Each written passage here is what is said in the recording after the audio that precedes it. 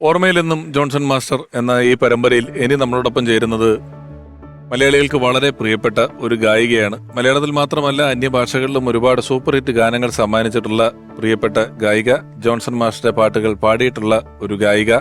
ഹൃദയപൂർവ്വം ഈ പരമ്പരയിലേക്ക് സ്നേഹപൂർവ്വം സ്വാഗതം ചെയ്യുന്നു പ്രിയപ്പെട്ട മിൻമിനി.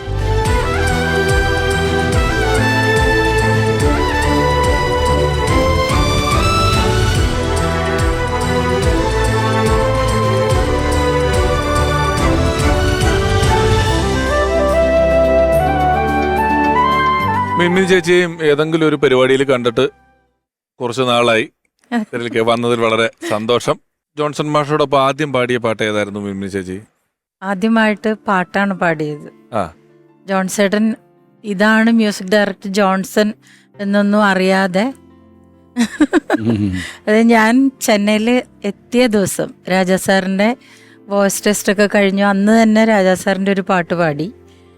അപ്പോൾ എനിക്ക് ആദ്യമായിട്ട് മലയാളത്തിലെ സിനിമയിലൊരു ചാൻസ് തന്ന ആളാണ് രാജാമണി സാറ്.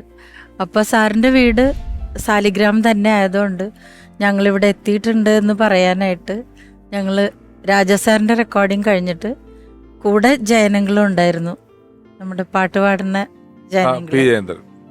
അങ്കിള് ഞങ്ങള് രാജാമണി സാറിൻ്റെ വീട്ടിൽ കൊണ്ടുപോയി. അപ്പോൾ ഭയങ്കര സന്തോഷമായി ഞാൻ പാടി എന്നൊക്കെ അറിഞ്ഞപ്പോൾ.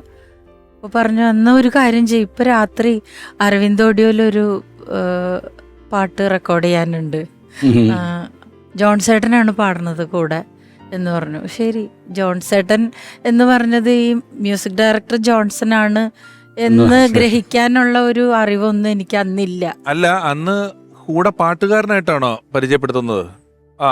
അപ്പൊ ഞാൻ ജോൺസേട്ടൻ പാടുന്നു, ഇത്രയേ ഉള്ളൂ.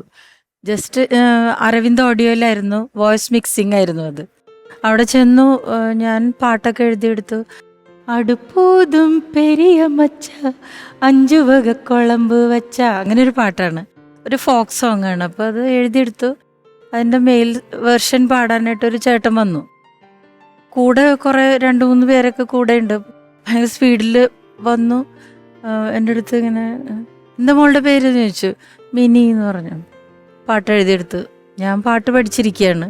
ജോൺസേട്ടൻ വന്ന് പാട്ട് പഠിച്ചു. ഞങ്ങൾ രണ്ടുപേരും ഒന്നിച്ച് പാടി കഴിഞ്ഞപ്പോൾ എൻ്റെ അടുത്ത് വന്നിട്ട് പറഞ്ഞു, മോള് നന്നായിട്ട് പാടിയിട്ടാ എന്ന് പറഞ്ഞു. അസലായിരുന്നു എന്ന് പറഞ്ഞിട്ട് പോയി. ആള് കുറച്ചു നേരം കൺസോൾ റൂമിൽ നിന്ന് എന്തൊക്കെയോ സംസാരിച്ചു. ഒരു പ്രാവശ്യം പാട്ട് കേട്ടു, ആളങ്ങോട്ട് പോയി.